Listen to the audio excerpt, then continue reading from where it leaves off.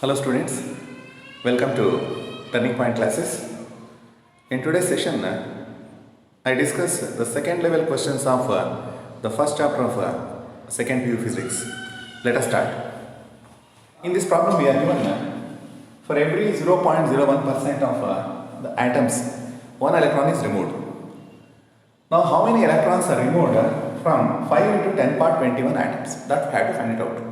So removal of electrons make the body positively charged. Of course, in the options, there are two options having positive charge.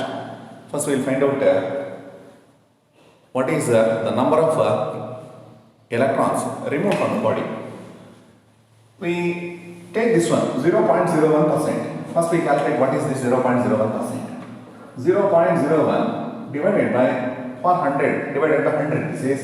This gives us 10 power minus 2 divided by 10 power 2, that gives us totally 10 power minus 4. So that means for every 10 power minus 4 atoms, number of electrons removed is simply equal to 1. For every 10 power minus 4 atoms, number of electrons removed, I write it as E minus, number of electrons removed is equal to 1. This we are not supposed to write in KCET, no time, simply have to take numerical values. In 5 into 10 power 21 atoms, number of electrons removed is equal to, I take it as n, that is given by 5 into 10 power 21 into 10 power minus 4. Simplify this. This gives us 5 into 10 power 70. So these big number of electrons are removed from the solid. Since electrons are removed, automatically it becomes positively charged. What is the charge on that? Just recall the formula. Q is equal to Ne. Now we got N. How many electrons are removed? That number is known. 5 into 10 power 17 into E. Charge on electron 1.6 into 10 raised to minus 19. Now if we simplify this, this is equal to 1.6 into 5 is 8. 8 into 10 power minus 2. 8 into 10 power minus 2, it is given in option 1, 0.08 coulomb. Removal of electron makes the body positively charged. So this is option A is option A is answer for this question. Coming back to the next question. So we are given two copper spheres, each weighing 10 gram. They are kept in air at a distance of 10 centimeter. If one electron from every 10 power 6 atoms is transferred from one sphere to other sphere, what is the Coulomb's force between the two spheres? Here we are given the atomic weight of copper is 63.5. So transferring electrons from one sphere to another sphere makes one sphere positively charged, the other one negatively charged. So therefore there exists a force of attraction between the two spheres. What is the force of attraction? Take Coulomb's law, F is equal to 1 by 4 pi epsilon naught, Q1 Q2 by R square. 1 by 4 pi epsilon naught is 9 into 10 power 9, that we should substitute directly. Q1 is equal to Q2. How many electrons you transferred from one, same number of electrons are gained by another one. So therefore the charge on each, so one of them is positively charged, the other one is negatively charged. So magnitude wise, Q1 is equal to Q2. Distance is given as 10 centimeter, that is nothing but 0.1 meter. Just we have to find out how many electrons are transferred, that's a question mark here. So force is given by, let me start, force is given by 1 by 4 pi epsilon naught, I take 9 into 10 power 9 into Q1 Q2, that we have to find out. Before taking that, let me check how many atoms are there in 10 grams of copper. That's a question mark. Here it is given the atomic weight of copper is 63.5. We are given atomic weight of copper is 63.5. That means 63.5 gram of copper contains one available number. I will take it as 6 into 10 power 23 atoms. Now we are given the 10 gram. 10 gram contains how many atoms? This we have to find it out. 6 into 10 power 23 into 10, 10 goes outside numerator, divided by denominator 63.5. Here we have to go for approximate calculation. So if you start retaining this 63.5, that will give us headache. I simply write 6 into 10 is 60, almost it gets cancelled with 63.5. I cancel this part. It is nearly equal to 10 power 23 atoms. So the number of atoms in 10 grams of copper is this is the number. Now what is given the next stage or the next sentence? From every 10 power 6 atoms, 1 electron is transferred. Now we are given 10 power 23 atoms. How many electrons are transferred from this? That's a question mark. We will find it out. 10 power 6 atoms is equal to 1 electron. This is the number of electrons transferred. From every 10 power 6 atoms, 1 electron is transferred. Now we have 10 power 23 atoms. How many electrons are transferred? Just cross multiplication. 10 power 23 divided by 10 power 6, it comes to denominator. So number of electrons removed from 10 power 23 atoms is this number. If I simplify 10 power 23 by 10 power 6, so I get 10 power 17. This is n, number of electrons removed from 10 power 23 atoms. Now we will find what is the charge on each sphere. I will take here Q1 charge on one sphere, that is also equal to charge on another sphere. Q is equal to n into E. That n we found 10 power 17 is n. Charge on electron is 1.6 into 10 raised to minus 19. If I simplify this, I will get 1.6 into 10 power minus 2. This is the charge on each sphere. This is substitute here. So in Coulomb's law, F is equal to 1 by 4 pi epsilon naught. That value is substituted. Q1 is 1.6 into 10 raised to minus 2. The other one is also 1.6 into 10 raised to minus 2 divided by distance. 10 centimeter is given. 10 centimeter is nothing but 10 into 10 power minus 2. That is nothing but in terms of meter, this is equal to 0.1 meter. So 10 centimeter I will write it as 0.1 meter. That is nothing but I can write it as 10 power minus 1. 10 power minus 1 whole square. So 1 by 4 pi epsilon naught Q1 Q2 by R square. This much is done. This we should do it very fast. F is equal to, now we'll simplify. Here I have 10 power minus 2. Bring it up. So it becomes 10 power plus 2. Plus 2, 10 power 9. That gives us 10 power 11. Here we have minus 2, 10 power minus 2. That gives us 10 power minus 4. This is nothing but 10 power 7. So here we have 10 power 7. Remaining part, we will simplify. 9 into 1.6.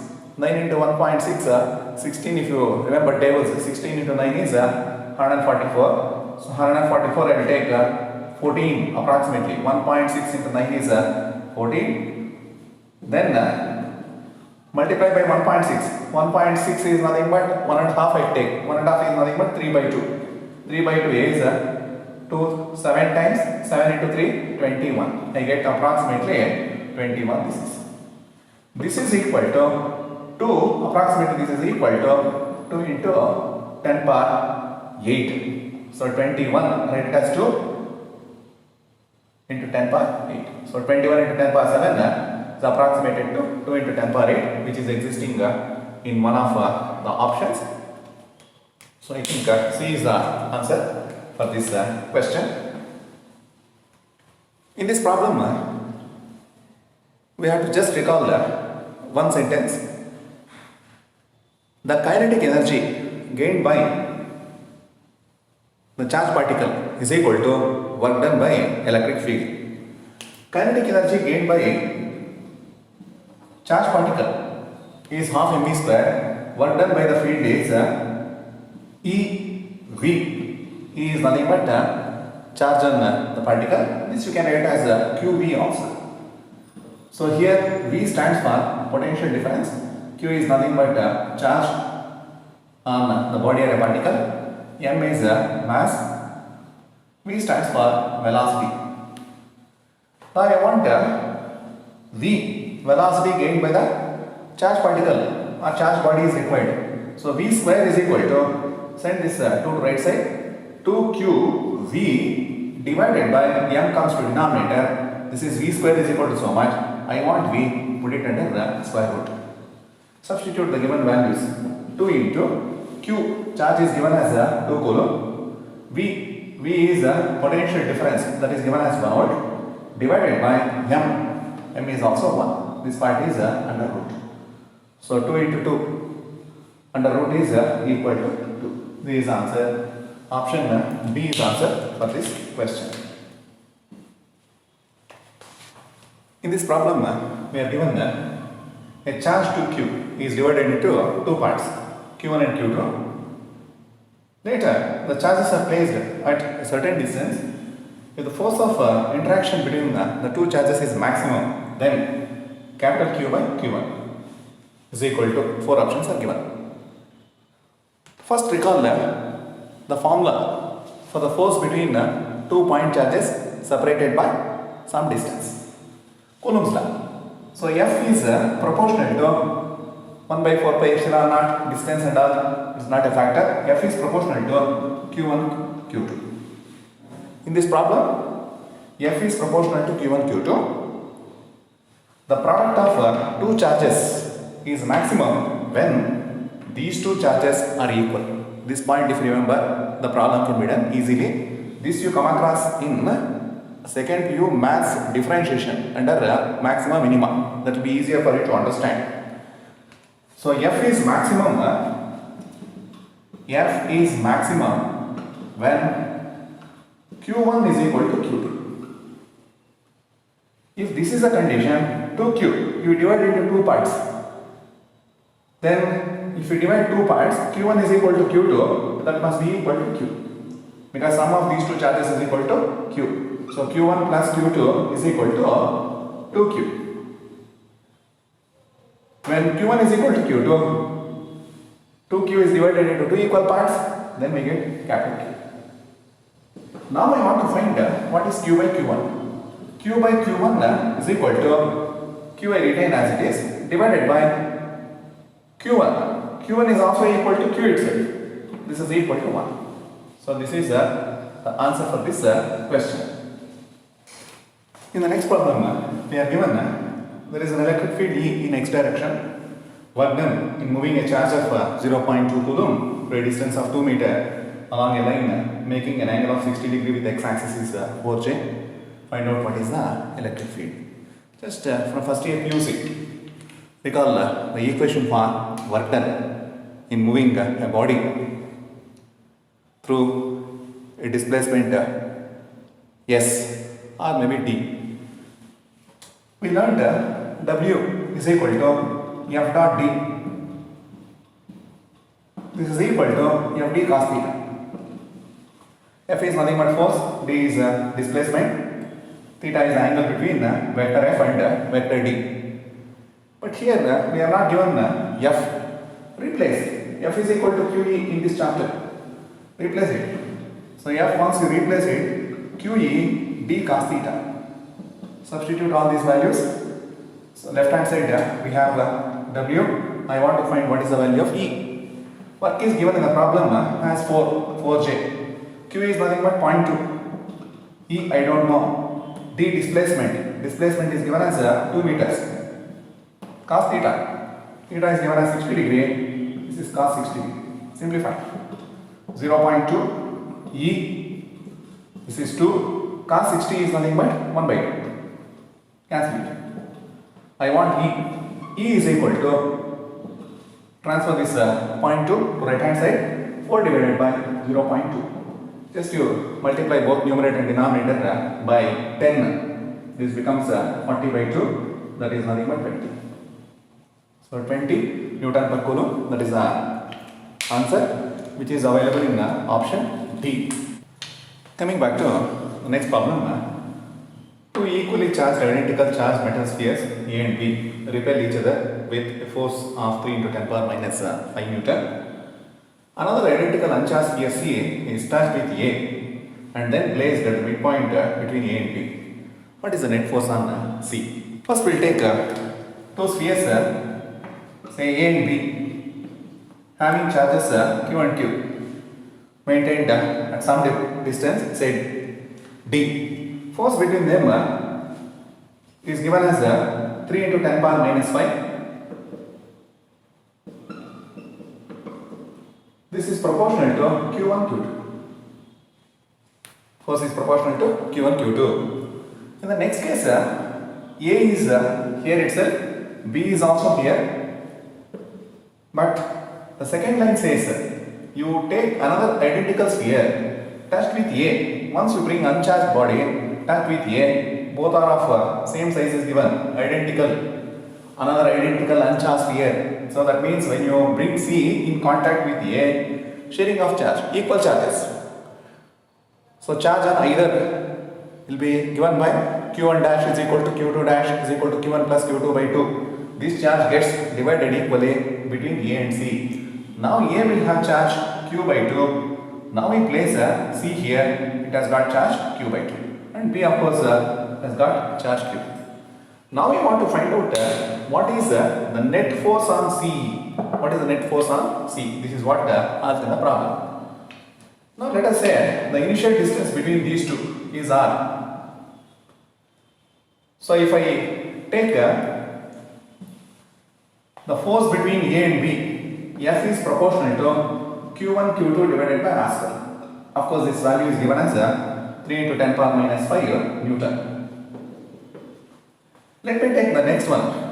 In the next one, these two are at a distance R by 2. These two are also at a distance R by 2. Between A and C, there is a force of repulsion. Therefore, the direction of FCA, force on C due to charge sphere A, this is the direction. Similarly, B having a positive charge exerts a force on positive charge C. There will be a force of repulsion between these two. That force of repulsion, this direction, that I put it as FCB. That is, FCB is a force on C due to charge sphere B. FCA is a force on C due to charge sphere A. First, to find out what is FCA, FCB. Take the difference between these two, that will give us the resultant force. That resultant force first we will find it out. Now I find first FCA. FCA is the force between C and A. FCA is equal to 1 by 4 pi epsilon naught. I drop it directly proportional to Q1, Q2. So here the charge on A is Q by 2. Charge on C is also Q by 2. Divided by distance between these two is R by 2 whole square. Simplify this. So Q into Q, Q square divided by, here 4 will be there. R square also I write it as it is. That 4 goes to numerator. Only this much will have. So Q square by 4 divided by R square by 4. So 4 cancels. We will get Q square by R square. Similarly, find out what is FCB, force on C due to B. This is proportional to product of the charges. One is Q by 2. Charge on B is also Q. Put that value divided by distance square. Distance is R by 2 whole square. Simplify this. So if you simplify, you get Q into Q square divided by 2. Here we have R square by 4 will get 4 goes to numerator, R square in the denominator. So if you simplify this, you get 2 times 2Q square by R square. This is FCB. FCA is known, FCB is known. Whichever is greater, that minus smaller one will give us the resultant force. Observing these two, FCB is more compared to FCA. FCB minus FCA is equal to 2Q square by R square minus Q square by R square. This is equal to Q square by R square. So 2Q square by R square minus 1Q square by R square is Q square by R square. So Q square by R square. So Q square by R square is nothing but Q1, Q2 I have taken. But in the problem identical, equally charged means Q1 is equal to Q, Q2 is also equal to Q. So F is proportional to Q into Q divided by R square. So Q square by R square there, that is equal to 3 into 10 power minus 5 Newton. So this is the answer for this question. So it is there in option D. With this, I end today's session. Subscribe to Turning Point classes. Share the video with your friends. Like the video. God bless you.